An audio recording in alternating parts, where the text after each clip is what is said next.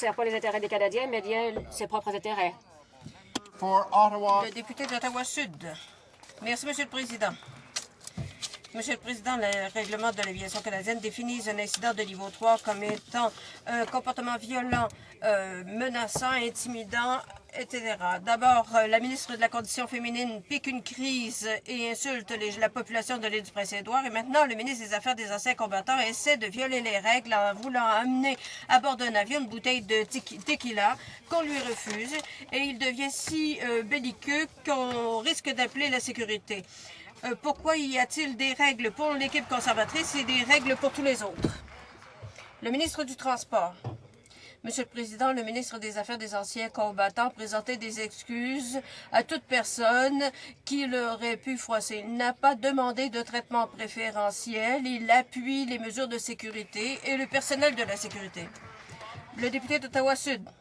Président, le règlement canadien de l'aviation définit un incident de niveau 3 comme un comportement associé à la violence, à la dispute, à la menace, à l'intimidation ou au désordre. Le mois de février a été difficile pour les agents de sécurité dans les aéroports canadiens.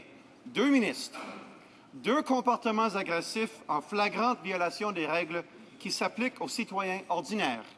Pourquoi le premier ministre récompense-t-il les ministres qui compromettent la sécurité des voyageurs canadiens?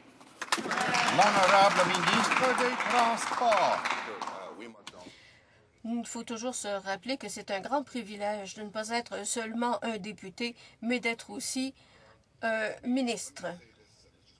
Monsieur le Président, les gens qui travaillent dans nos aéroports ont un travail très difficile à accomplir. Ils travaillent très fort et je sais que tous les députés se joindront à moi pour dire que nous devons travailler à garantir la sécurité de nos aéroports en coopérant avec ce personnel. Le député d'Ottawa-Sud.